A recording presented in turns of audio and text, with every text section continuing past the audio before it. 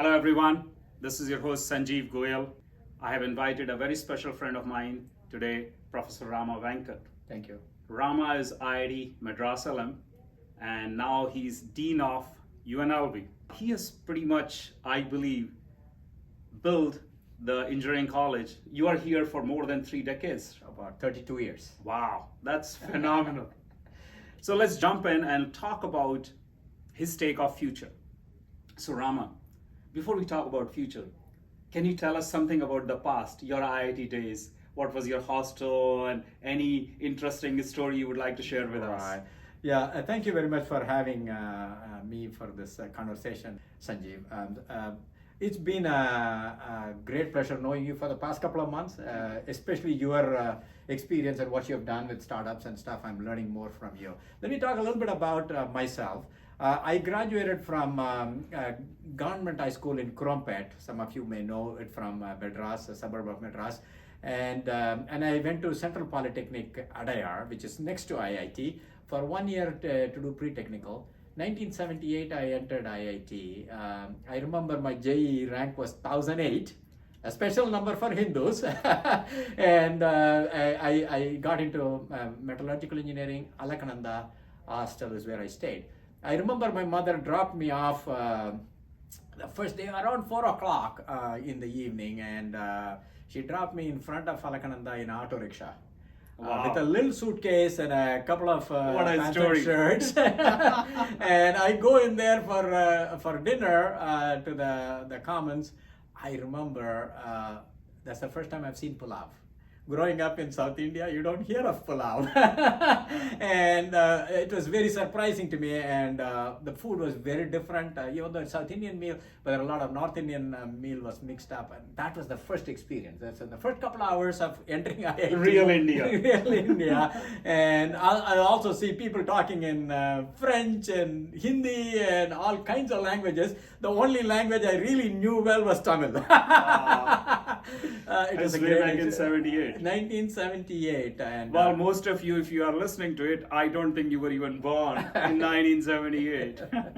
Yeah, so that was a great time in Alakananda. The first few months, I didn't even come out of my dorm room. The only thing I came out of my dorm room was to go to eat Class. and to go to class. That's all I did because I was so scared.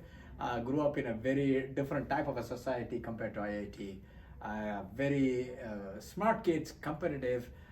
Some of the brightest friends I had, and people can do mental calculations of 10 digit by 10 digit very quickly. They can multiply 4 by 4 by 3 by 3 matrices in looking at it, and people can look at a picture and remember all the words and their meaning and the roots and everything. Amazing experience. So they knew how many zeros are in trillions. This is correct very quickly, and amazing people. The one story that I want to share is that when I second to fifth year I was in Godavari hostel. I remember Ramesh, the world chess champion, was in our hostel. Oh wow! A senior to us, and I remember on a hostel day he played something like 50 people on a chessboard. 50 people. Same time. He was going one by so one. It's almost like that movie Queen's Gambit on Netflix. Yes, I remember Ramesh. He was amazing. I don't think he lost any. I think he won all 50. Many of them were drawn, and he won about 4 of them. I was amazed at that. Wow. And my friends used to play blind chess, and this is amazing. Great friends.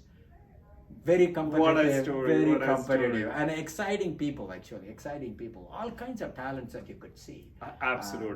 That is amazing group of people I lived with for 5 years. They shaped me completely. I'm telling you, a great experience. Sometimes very depressing. Absolutely. I had that. Absolutely. Some of you may remember actually the first set of physics classes. I remember I did 5 courses in physics. Nowadays in engineering, people don't even do 2 semesters of physics. I remember 4 courses of chemistry and 5 courses of technical drawing, drafting, right? Wow. We don't even do drafting anymore in engineering schools. Extremely great experience. And I remember the 4th semester physics, electricity and magnetism was tough on me. It was tough. I was very depressed, and I stopped going to class. I used to be sitting in the front row every class, but that semester Except for this that one. course, I didn't even go to class. It was very painful, barely made it. But the preparation that you got out of those courses, It's phenomenal. you could really do anything. Shape you for the life. That is very true. I was able to switch from, at the master's, at the PhD level, I switched from metallurgical engineering into a PhD in electrical engineering at Purdue University. wow.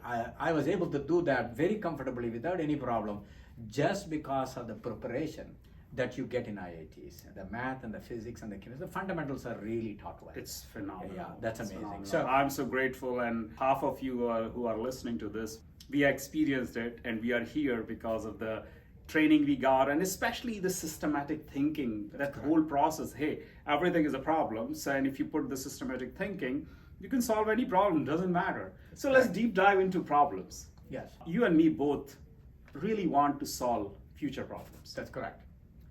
And if we don't start now, these problems are not going to solve by itself. Right. I believe there are 3 areas really we have to do major transformation.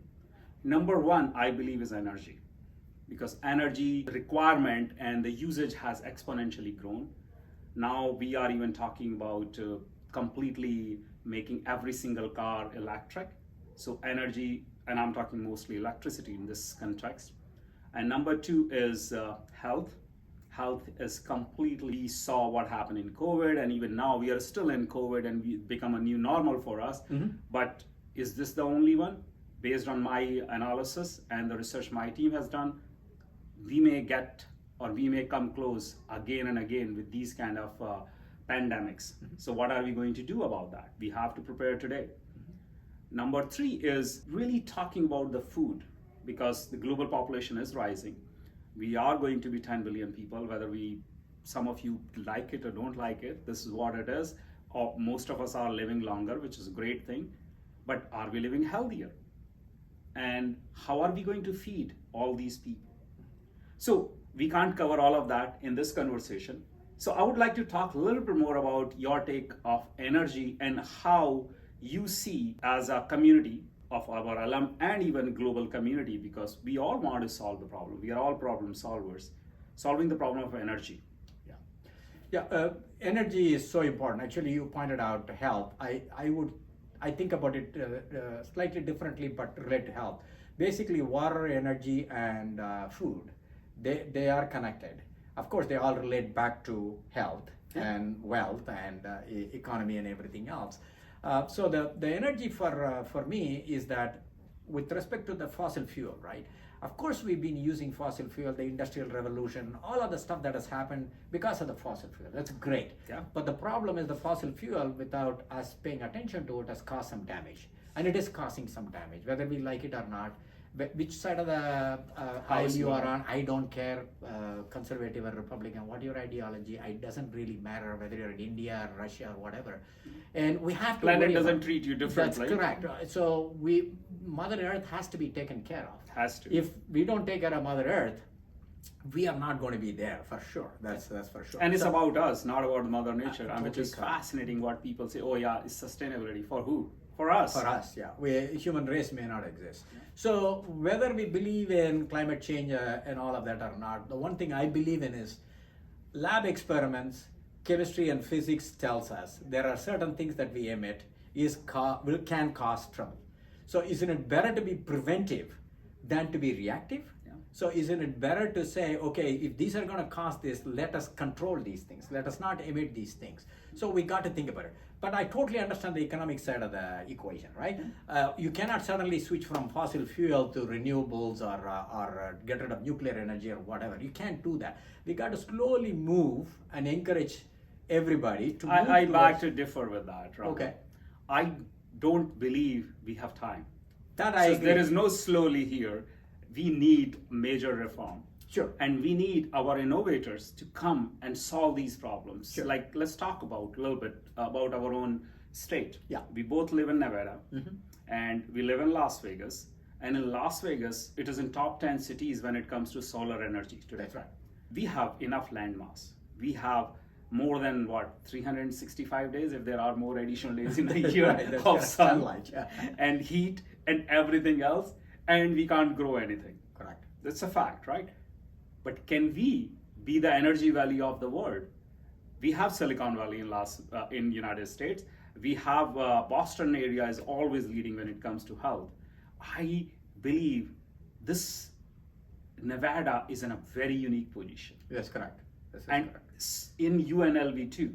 And you are working on a lot of innovative programs. We talked about another new undergrad program you're working in, which is almost like a multidisciplinary. Would you like to talk about that and see how can we bring energy and we become the destination Right. for the world, and not just destination, we become the leader to change the world Right.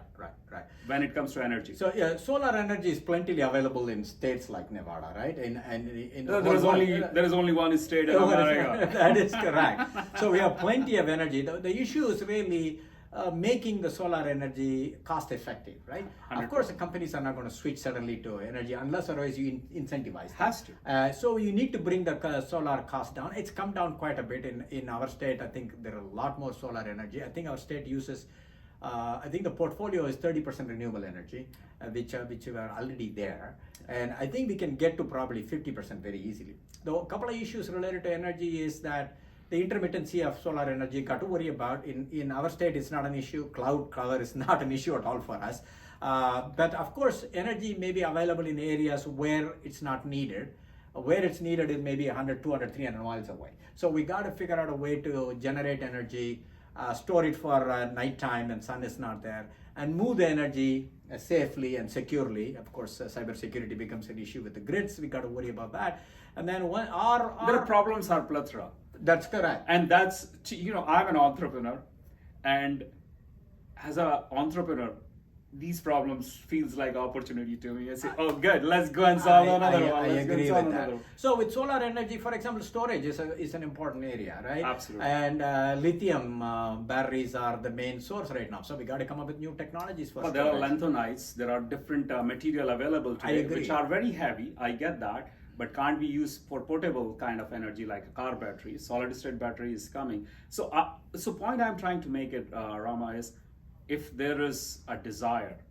Silicon Valley was not born or built in a day. Right? Sure. It may take us 50 years to be the leader. Correct. I truly believe, as the resident of this state especially, and a leader in gaming, can we transform ourselves to become the world's destination for research? Yeah.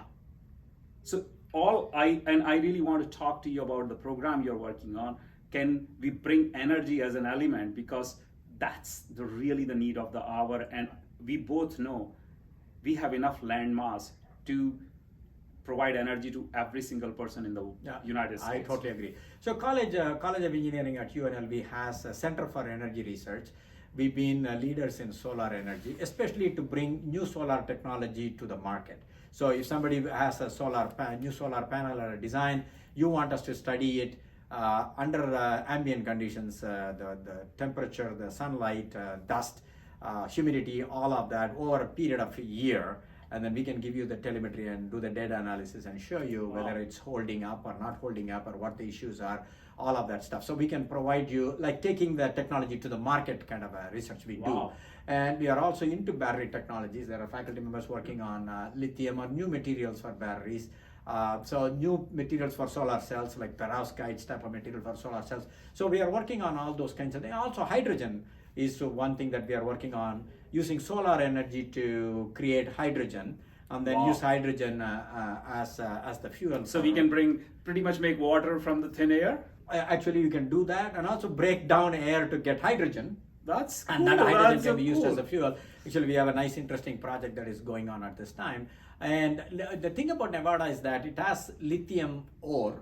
In the northern Nevada, there are a lot of mines in northern Nevada, but the content is very low in terms of lithium. It's not a great ore, but I think it's the only place in the United States where we have lithium. So that is a very strategic material for a battery. So we are working on that area, and we have a couple of companies locally, K2 batteries and lithium battery. These are all companies which are making lithium batteries. Of course, energy density is a big deal for batteries. Huge problem. And That's then- why solid state battery is becoming a big deal. Correct. And the other thing that you mentioned is that electric cars, to me, the electric cars will be really, really effective if the time it takes to charge the battery, when the battery is completely exhausted, is equal to or less than the time it takes to pump a tank full of gas. Yeah, Right? 15-20 minutes. So no more than that. So if you could do that, actually that is not there. There are superchargers are there, but still not very effective. There are safety issues associated with it. One idea that we've been thinking about is there a way you could have battery exchange, that you come in, drive into the electric charge station, you don't charge, and just the robot replaces the comes in, battery. takes your battery out and puts your new battery in, and then of course battery rebate and all of that we have to give, and it can be done. I think it's a manageable problem. I think if we can develop that idea would work. Of course the batteries have to be standardized. Not all companies have the same standards of batteries, right? So you got to work on all of that. If you do that, there are ways you can generate, store energy 100 miles away, Yeah. ship it or move it down to where you want it, and charge batteries and keep the batteries ready. And then swapping the battery probably takes no more than 10 minutes and you're done. So those are the kinds of concepts that we got to work on. And one thing that our state is very big on is nuclear energy, because we used to have the only nuclear test site in the country, which is only 60 miles north of our city.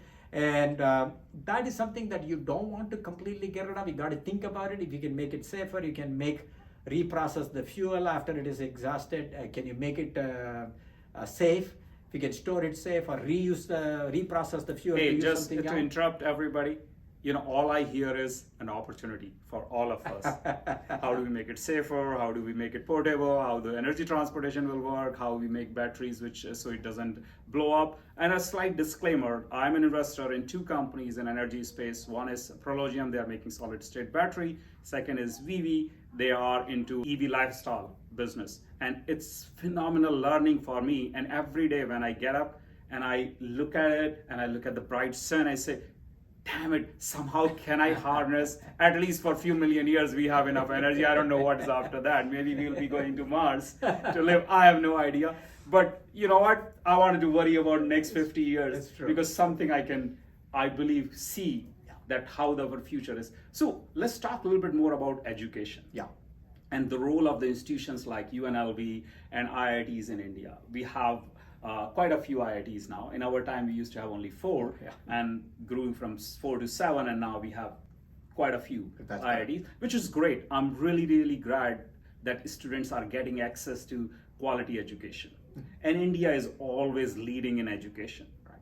And we both are proud recipient of that education we got, which basically I will give sole credit to education I got. Otherwise, I had no shot. Yeah, that's correct. So in terms of education, the education I had in IIT was incredible, as I already have pointed out. Of course, that propelled me to go to Purdue and come to UNLV and become an educator. But you are an academician for 32 plus years. Yes. And the last time we met, we talked about this innovative program you're working on. Right. I believe that will be very relevant for our audience to know. Plus, I believe that message has to be shared with the 23 other IITs, and we create more so what is my hope? My hope from this conversation is we are able to start a dialogue, because you and me, we both know just two of us cannot solve the global energy problem. Correct. But if we bring the best of the best institution of the world, work together, I believe we can solve this problem. Right. So the one degree program that you mentioned, Sanjeev, it's called Entertainment Engineering and Design. It's a degree program very, very apt for Las Vegas, because we are the entertainment capital of the world, and we export entertainment and hospitality to the rest of the world. Globally. And we created this program 15 years ago. It's an interdisciplinary program, undergraduate program between College of Fine Arts and College of Engineering. And the program has about 150 students. We graduate about 15-20 students a year. Most of them find jobs of course in Cirque du Soleil or in Disney Imagineering, and they work for all kinds of places where there is entertainment and theater. But the program is not a theater type of program. It is for any kind of entertainment. It could be a computer game, it could be a theater setting, it could be a show, it could be a magic show. Because if you go to the casinos and look at the entertainment industry, they use state-of-the-art sound, light, control systems, and the widgets they use all kinds of stuff. So it's an engineering program. It's an engineering program, Which is interesting for a lot of our audiences. Now, as an engineer, you think of engineering as civil, electrical, computer science, mechanical, like really an engineering. And what Professor Venkat has done is he has taken that and he created, and he's calling it entertainment engineering. And it's not engineering like social engineering, it's a real engineering. This is correct. Because there is so much tech available. Is utilized. I saw a bunch of your kids outside using some robots, using some drones, doing some crazy things. So it's fascinating. But another program you are working on is where you wanted to create more like a design and like an interdisciplinary program. Yeah. And I believe that is fascinating. I don't know how you even got the idea of creating that kind of multidisciplinary program. Right. So the entertainment engineering and design program is at the bachelor's level. Yeah. So of course, UNLV, where it is situated in Las Vegas, our hospitality program is number one in the United States and number two, depending on whether it's Cornell or UNLV, because our students go to the casinos and get trained.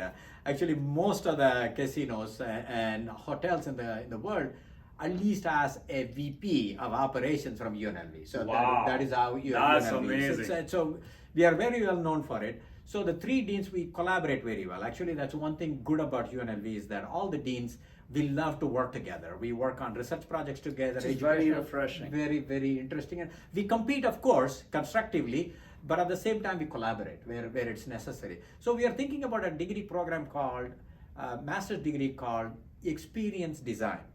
Of course, iPhone told us, a design for experience, right? It's that when you look at an iPhone, it's not just a technology. You get a great experience out of it. So we thought about teaching students how to design for an experience. So you want to give the client an experience, maybe in a hotel room, maybe in the airport lounge, or it could be having a technology like an iPhone. Yeah. So think about the creative side of it and then bring in the technology to make it to happen. So it is between hospitality, fine arts, and engineering. That program is being worked on right now. We want it to be completely an experiential degree program. So that's one thing I always believe in. Engineering has to be hands-on. Engineers have to build. Engineers have to build, test, break, make it better, and sell it in the market. That's the way I believe in it. So it is not a theoretical program. Students are going to go work with Disney. Yeah. They are going to work wow. with Universal Studios. So they will be completely project-based. Hands-on completely, and it'll be finally a capstone design program, so a course, and they will be building something, designing something, maybe as a group. Of course, you have to work in groups, and they will present that as their thesis or a project for master's degree. So we are working on the degree program. Maybe in 2 to 3 years, it'll be approved, and we will be in business with that. So let me throw a crazy idea. Yes. And let's see if you think it is interesting or makes sense. We talked about energy. We talked about Las Vegas. We talked about testing any new technology here is a piece of cake.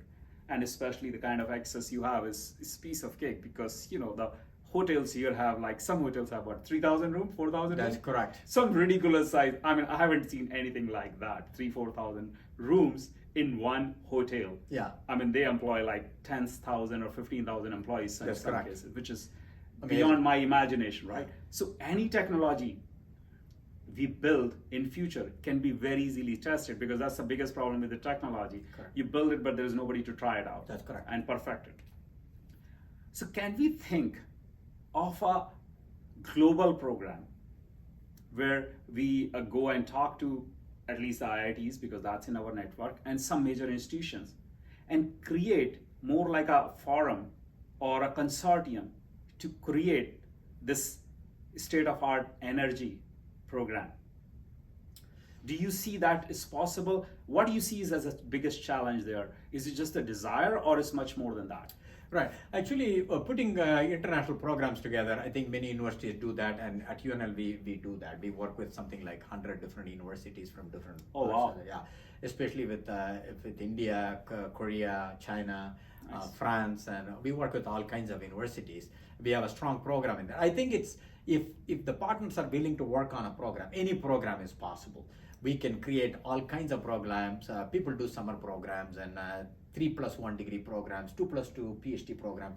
All kinds of things are possible. The one thing that we have to do is not all countries, not all places have education easily available to them, and not all of them are set up for innovation. I think whatever knowledge universities have, IITs have, IISc has, all of that we should try to share it with other places so that together we can, because there are smart kids everywhere. Oh, absolutely. And we need to get them, they may not have the opportunity, so we need to give them that opportunity. I always believe in opportunity. So what you're talking about as a global consortium to come up with not just energy, anything that the earth faces, and we could really solve those problems. But for us to do that, I just don't want it to be just people who already have that opportunity, but I want to create more opportunity for other countries and other communities where they don't have the opportunity. And we need to bring them to places like IITs. And I was talking to Sanjeev about this program. We do a lot of summer programs. We bring in students from, especially students who are underprivileged. Parents are their first generation students. Their kids have never, their parents have never gone to college. Many of the kids that you saw, Sanjeev, outside today, their parents never went to college. And we bring those kinds of underprivileged kids to engineering school in summertime to be expose them to hands-on experience. So they get to know what college education is, what is an engineering education. I think I would really encourage IITs especially because they are such an elite institution. They should bring in summertime students from all over the place, especially the rural India, to come to IITs and experience the place. Do something hands-on. And then the students get to know, oh yeah, there is engineering, there is hands-on, I can solve a problem. My community has this problem, maybe I can solve the problem. So not only will we be attracting new set of people from different communities, and also new ideas and new problems, right? A lot of times engineers need to know challenges. If we know challenges, we can solve them, right? Absolutely. And rural communities face unique challenges in India, I'm pretty sure in other countries. Huge problem. That would be really good to bring summer programs, maybe funded by IITs, maybe funded by the central government, where we bring in 100 kids to expose them to hands-on. And sustainability could be a topic. Energy could be a topic. Absolutely. So that's a brilliant idea. That's a great idea.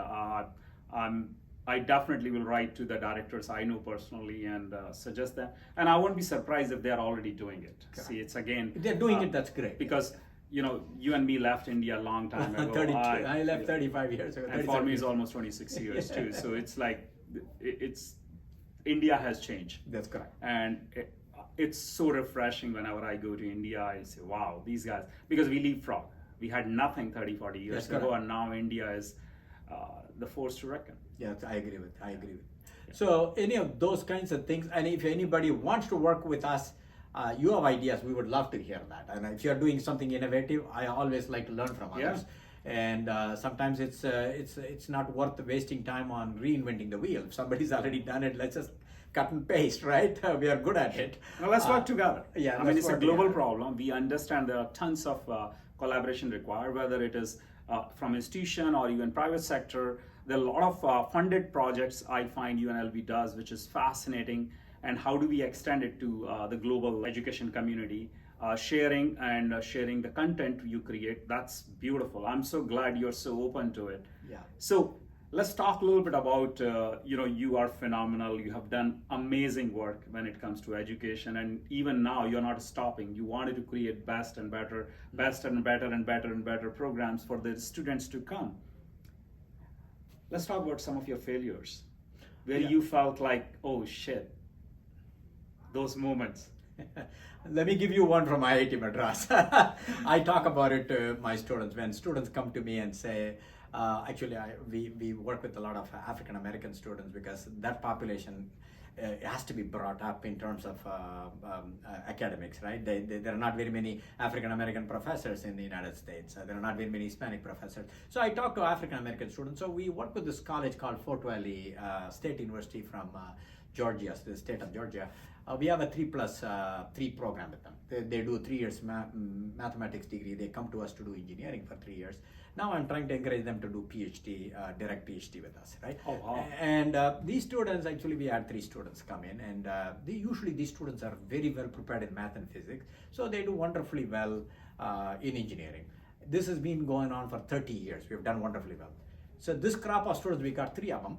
And these students are not doing well because of the pandemic, all the stuff, the remote learning, all that has really hurt them. And the culture in Georgia for African American community to come to Las Vegas, which is very, very diverse community, very different type of lifestyle.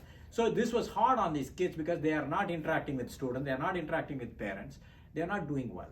So when I talk to these students, we give them scholarship money. I told them, don't worry about your scholarship, we'll give you money, but let me give you a failure from my life. And right now I am Dean of College of Engineering. I told them about this. I can't believe that you failed. I failed. Actually, I did wonderfully well. I was gold medalist in metallurgical engineering, Oh, BTech wow. metallurgical engineering. But in the fourth semester when I took the physics class, electricity and magnetism and vector calculus was completely hard and completely No, it was new. It was really not good. really Even very for me. good. And then what happened was that I went through the class. I did wonderfully well in all math classes, chemistry classes, all three physics. I got good grades, and then suddenly I come to the fourth semester. Somehow I could not connect to the professor. And the way he was lecturing, he was writing on the board, no explanation, and that is one complaint I have about teaching. I'll talk about that. So in that course, I was not going to class, I was not taking notes, there was no textbooks. Of course, textbooks were very expensive, so you could not afford textbooks. And if you don't go to class, you miss the lecture, you miss miss everything. I barely passed the class. Wow. Some of you who may know IIT Madras, I got a grade of B. B is not the B in the United States at the time. B is barely a pass. I got 53 out of 100. 50 was a passing score. And that was electricity and magnetism. And that was failure for me because I was always been number one in high school, number one in Central Polytechnic, did reasonably well in the first 4 semesters and first 3 semesters in IIT. That course was really painful to get a B from that course. And I remember not feeling well about it. But same time, IIT prepared me so well. When I switched from metallurgy to electrical engineering at the PhD level, the PhD qualifying exam, I took it in electricity and magnetism, or they called it electromagnetics, at the graduate level. Wow. And at the graduate level, I took the test on 5 different materials. Only one material I got 100 on 100. Wow. That was electromagnetics. That's Wow. because I was prepared so well in math and physics. Even though I got a 53 in my undergraduate class, in the PhD qualifying exam, I was able to get a 100. So that basically says that failure is part of life. Yeah, You absolutely. cannot give up. You got to fight back. Yeah. And a failure is just tells you what you lack in. You got to fill in the hole. Absolutely. Once you fill in the hole, you're going to do well. And later on, you will say, my God, if I had not failed, I would not have learned that. And that is the experience I had. So for those of us who fail in whatever we fail in, don't give up. Persist and persevere, and you will get through it. And you will finally realize failure was really a boon. It really helped you to learn and grow. So. Yeah, and I would like to bring another conversation I had with one of our other alum, Ashu Garg. So I don't have the copyright. We co-invented this phrase, passion with conviction. You can be passionate about something, but it's like a dream. Yeah. You're daydreaming. But when you have conviction, Yes. you will get it done. You You get will it get done. it. There are greatest example we have in the world. People like Elon Musk, what they are really doing, and people like you. 32 years ago, if I would have asked you, Rama, will you be the dean of this university called UNLV? Will you be able to create these programs and reform education, build an infrastructure so the future generations not only can learn, can thrive, can innovate, can build an amazing world for us? That's correct. That's correct. And you did it. Yeah, actually it is the preparation that you get from India, right? You got to work hard. It's always you got to be ethical. You got to really not give up. You got to fight back and of course be humble, right? Whatever you do, you got to be humble. And those are all great qualities that the Indian culture teaches. Absolutely. And IITs teach you to be competitive. They teach you how to not give up and continuously learn. You got to continuously learn. And nobody teaches you how to be an administrator in a university in the United States. You learn it by experience, by looking at people, looking at other people's failure and why did they fail, and you learn from it. So those are all great things. I want to say one thing about education, if you Please, don't mind, please. Sanjeev. I want to talk about, I've been going as dean, and I've been a chair of electrical and computer engineering for 6 years, dean for 12 years. So this has given me a lot to think about education. I think the way we do education, I learned in a couple of seminars and webinars and presentations, the way we do the grading and everything else was invented something like 125 years ago by the president of MIT, Massachusetts Institute of Technology. The grading was done because of industrialization and standardization and other things. I think we got to really rethink whatever we learned from that to 125 years. We have not changed much. Is it time to change? Is the way we grade and evaluate people, is the mechanism right? The way we teach, is that the way we should teach? Math is separate, physics is separate, engineering is separate. Or should they be combined in some way? Because the students have changed. Students are very different. They want to be motivated. They want to be incentivized. They want to know why we are learning something.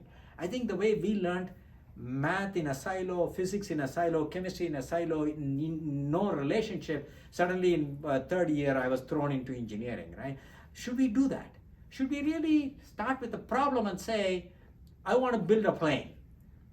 What things are flying? A butterfly flies. How does the butterfly fly? Why do you need a wing? What is the purpose of a wing? What does it do? What is the physics behind it? What is the aerodynamics? What is the dynamic lift? So can we build from problem and then ask these questions and learn the related physics, math, chemistry, all of that? So the students get, so that way students will get excited. Students will get motivated. And they will be in engineering not because the parents wanted them or not because they saw that the neighbor got a great job with an engineering degree, but they are motivated. True. They are passionate about it. You know what I'm saying? That I think should really look at engineering. I know changing education wholesale is not easy. It's not easy. In any country, in any university, in any system. But we got to be thinking about, are we doing the right thing? Are there different ways of learning? Or not all students are going to learn the same way. Some of them want to learn self-paced. Should we make such a thing available to them? That is, you develop the curriculum, make it available to them. Student learns it at their own pace. Once they master the skills, then you let them move on to the next level. Instead of lecturing and they go take a 3 tests or 4 tests and get a grade, is there a way we can make students learn at their own pace and whatever they want to learn? True. And so true. you know what I'm saying? I would really love that. I know it's a big thing to talk about. We don't want to change things. Change is hard. Change is hard. But we got to be thinking about things like that. True. No, actually, I wanted to talk to you about that, so I'm glad you spoke. Because I personally felt the way we are taught, you and me and majority of us, our learning may not be linear, but our education was linear. That's right. Right? So which is interesting that you are trying to put kind of a constraint around my learning, which we can't control that. Correct. We should not control that. Correct. So learning has to be non-linear. Learning is non-linear, but is our education system non-linear? No, not today. This is correct. And we have to change that. That's number one I agree. I heard from you. Yeah. Number two is experiential learning. I don't see even now, in spite of so much work people like you are doing, and even Professor Rao and our new director in IIT Delhi and IIT Bombay, I know them very, very well, Professor Rangan Banerjee, and they're doing such an amazing work, but still it's not getting to the masses. It's not getting to the place where we can take it and create a better learning system, for example. agree. And I don't know if it's should I even call it system, because it can't be a system. If it is system, then it's again become linear. Yeah, because the system has its boundaries. Yes, yes. Rules and regulations. But I think it can be a flexible system. That's what Flexible you're system. really looking for. And I think it's got to be student-based, not a course-based or a degree-based. Each student learns differently, of course, and we got to allow for that. And our systems don't allow for that. We evaluate all of them by the same methodology. Same method. And then the thing is, the students place so much emphasis on grade. Grade means something about what they learned in the course, but it doesn't mean everything about the course. Sure. Right? The skill What set about is, them? Yeah, What about them I really agree with learn? that. I agree Not with the that. course, but really what is their learning? What can they do? What kind of problems they can handle? Or what problems? A lot of time it's just sparking the interest. That's correct. That's correct. So the one thing, one of my clinical faculty, the person who teaches a lot of courses, not do a lot of research, he suggested, I think there are ways people are thinking about, let the student decide their grade. Basically, you tell them, you want to get a C, ABC grades, you want to get a C, you've got to master this basic stuff for this course. You got to show to me you learned it. It doesn't matter when you show it to me, you get a C.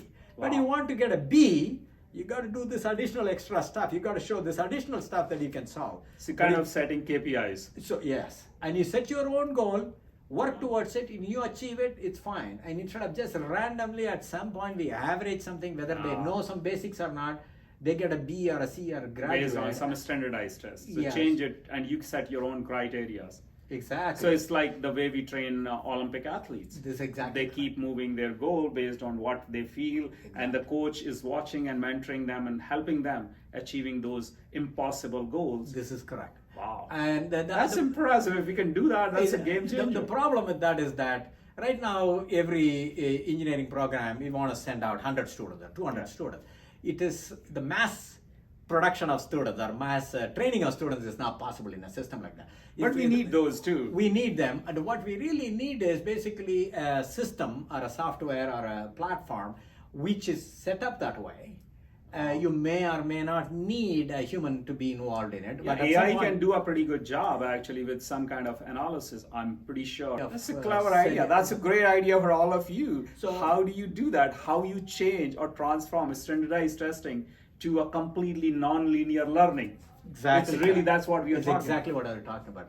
And then you will not have, literally, you will not have failures because the students are setting their own goals and they are going to say, I'm going to do this. This is my goal, and they achieve it. We are happy with it. They got to see and move on. Yeah. And if the person says, no, I want to really be good at it, get an A because you doing extra stuff. But at least the C student has the basics we want the student to get out of that course. True, true. So- I mean, it's like real life. I mean, in real life, when people are working, they get bonuses, they get promotion, they get more opportunities. Exactly what I did. It's exactly the same thing. So bringing those learning back to education. That's amazing. I never thought about that. That's beautiful. We are going to experiment that, pilot it out on a couple of classes. But as I said, you try to bring these ideas to faculty members who've been professors for several years. Is number one. They're It'll be not hard. like it. They're gonna be hard. The thing is, students. We have to think about students as individuals, and then their limitations are different. Their deficiencies are different. Their strengths are different. We got to really cater to them. Our goal is to really educate them. Yes. And not this top student only, or the some people lecture to the average student. I'm saying that we are responsible for all of them. Yes. How do we do No, that? we are responsible for a whole planet. We talked about it, and this is for us. Actually, a lot of time when I go and when I talk in these events or speak to the students, I feel this is my privilege that I'm here to share, and hopefully I'll be the part of their journey in future, and possibly some of the things I share with them so they become successful. I feel so grateful Yeah. that they gave me an opportunity Yeah. to come and talk to them. Yeah. So that part of education, I would really love us to look at. I'm not saying you need to do wholesale change. Even on the periphery, if we change things, so things are better. Experiential learning that you talked about, Experiential and students doing a lot more hands-on, more projects. Don't do cookie cutter type of labs. Yeah. Labs are important because it reinforces. We did that, what a you lot learn. of that in IIT days. So, but what I would really like is that every year they have some projects. So they Nice. do some individual projects, something they want to explore, but use the concept that they learned, but try to put it in terms of a project and build something. Yeah. That would be really good. In our college, we do a freshman design class, a sophomore design class, a junior design class. Every year they are building something, depending on their level of knowledge and experience. And then at the senior level, they do a real good project. And sometimes I do the projects are really commercially viable projects. Yeah, And, absolutely. And it has to be. That's what we should really focus on, because imagine if every single student leaves the universities or colleges with something they have developed commercially viable. We will be able to transform the world in no time. I totally agree. I remember in our senior capstone. That should be the KPI. KPI, that's correct. Actually, we do what's called a senior capstone design competition. We've done it for 20 years. Every semester we run this. Industry partners like you come in, judge the project. Last semester I had 250 students and about 16 industry partners. I think one of your colleague came to be a judge. They came and judge it. And the thing about this project is that I see students, when you give them that freedom and flexibility, pick a problem which is societally based or community based or industry based, or you have a unique idea, take the project, put some design constraints and solve the problem, simulate it, build it and test it and show that it works in a year. that for students is exciting. And then you put some incentive in front of them. You get an award, or you get some prize money, or you help them with a startup. We talked about startup.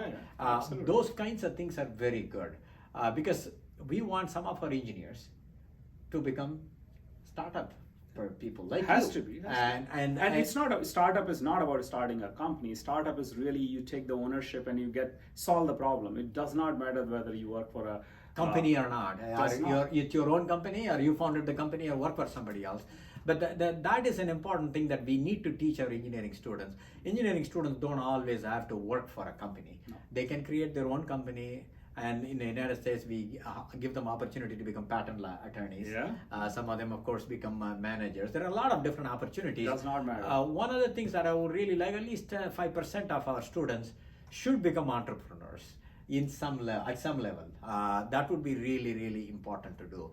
I think we need to put that idea or the seed in their brain when they're going through the 4-year education or the 6-year master's degree education, that you can be a entrepreneur. Absolutely. And maybe we should give them that opportunity to make it take a class or something, or a training in that area. That'll be very, very good to do. So to me, engineering education has to be not just be an engineer or an employer. Most of us will be employees, but some of us should become employers. So that'll be very, very good to do. No, an educator too. Educators too, of course. I We want need more equivalent amount of PhDs. We need more PhDs. Otherwise, how will we transform the next generation? We need that. I agree with that. Yeah. And in education also, I would really like the diversity. But in the United States, the problem is women in engineering is limited. It's 20%. STEM program. Whereas in India and some other countries, it's 50% or more, which is very, very good. I'm happy phenomenal. to see that. It's really And I want all communities to be participating in engineering education, We right? have to. We have to. People from all over the globe. Over the world. Well, the world, yeah. In the United States, we have that issue with the underrepresented minorities, which we need to bring them into the fold. And again, we need to cater to their culture. Sometimes we can't say, this is the way we are going to educate, you got to fit in. We got to say, what is your culture and how can education work with your culture? We got to figure that out. We got to, that's why I talk about flexible education. It cannot be strict, you take this many courses, this many credits. You're good enough to get a degree. So we need to get out of it. We definitely have to think, come up with a different thing. I agree. So, you and me can chat for hours. We have so much to talk about, and we really have passion to solve these problems. Sure. Any parting message for our audience? So I think IITs have done a great job. 2 great examples here, and I'm really looking forward to working with any of you. Have any ideas on the education front, energy, health, water, food, any ideas?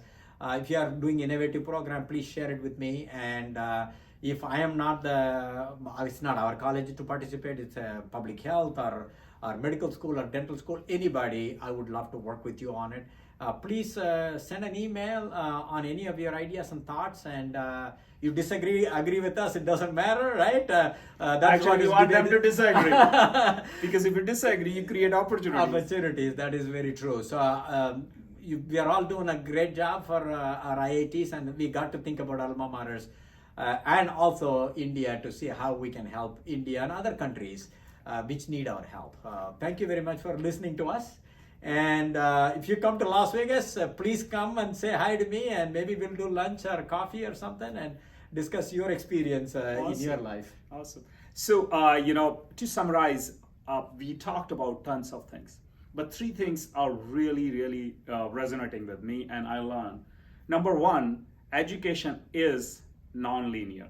So we have to find ways, how do we make actually, learning is non-linear, but how do we make education non-linear? That's number 1 thing I learned in this conversation. Number 2 is, how do we make education experiential?